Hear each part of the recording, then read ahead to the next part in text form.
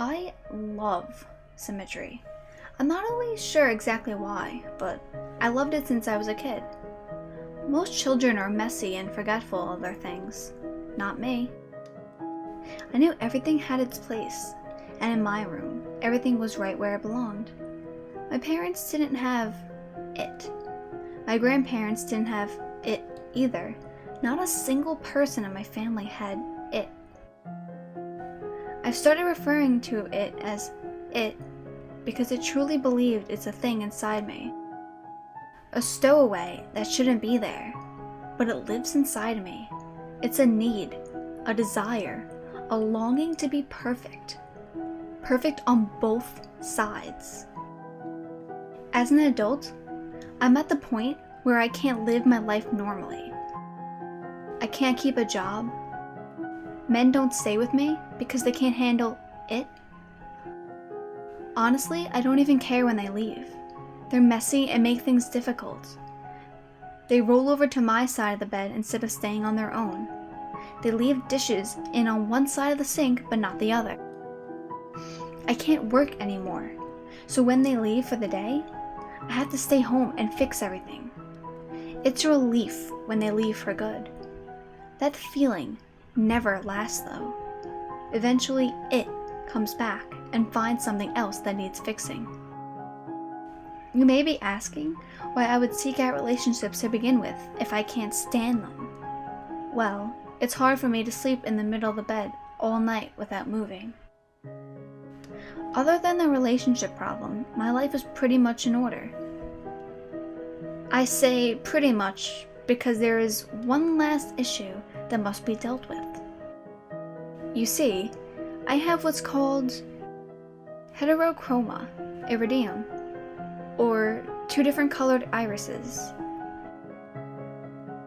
My right eye was cornflower blue, my left pale green. Both of my parents have cornflower blue eyes, and cousins as well. My green eye is the broken one. It makes me unbalanced. Every time I look at myself in the mirror, it stares right back at me. It's all I think about now. Everything is in its right place, except my green little mistake. It didn't hurt at first when I dug the spoon under my eye. It didn't even hurt when I popped it out and was hanging by my cheek. Was it a shock that was keeping the pain away, or was it? I snipped the optic nerve and blotted the warm fluids that were streaming down my face. My vision being cut in half was a strange sensation. What was left of the dangling flesh, I placed back in the now empty hole. I bandaged the wound, rinsed the spoon, and went back to sleep. I woke up, happy. I slept better than I had in years. It was finally done. I was fixed.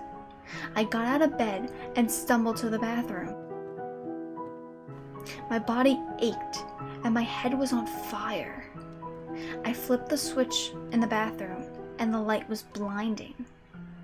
I slowly removed the bandage that was soaked with blood and was sticking to my face like tape.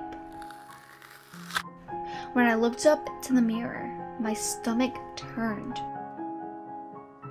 Only then had I realized what I had done to myself, and I couldn't believe it. There was a hole in the left side of my face, but not the right. I was unbalanced. Again. It was much harder digging out the second eye. My hands were shaky, and when I dug the spoon in, I missed several times, puncturing the pupil 3 times before I got it in the right place. Once the eye popped out, I reached for my scissors to finish the job. The blood from the previous night had dried on the blades, so the scissors didn't cut very well. You know when you were a kid in elementary school And your teacher made you cut construction paper for art projects? Did you ever try to cut too many pieces at once, but the scissors couldn't take it? The blades would just kind of fold over each other and the paper would be pinned between them? That's what happened to my eye. The optic nerve was pinned between the two blades. It was stuck.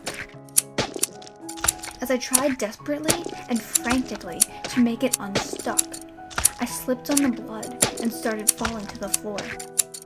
Reflexes kicked in, and I let go of my eye to try to break my fall with my hand. The weight of the stuck scissors to my hanging eye was unbearable. I knew I couldn't stand it long enough to make it to the kitchen and get a knife. So I pulled it straight out of my head. I felt the flesh tear from inside my skull. I felt it rip and spew liquids everywhere. I knew I was crying, but there was no telling the tears from my blood or the ocular fluid.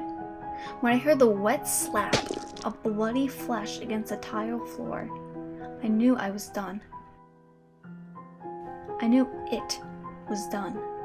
I could live my life now without having to see people's awful, messy, uneven lives. The relief washed over me, and I knew it would last this time. I had never felt this way before. Never had this much hope. As I laid in my bathroom on the cold, wet, sticky tile, I smiled for the first time in years.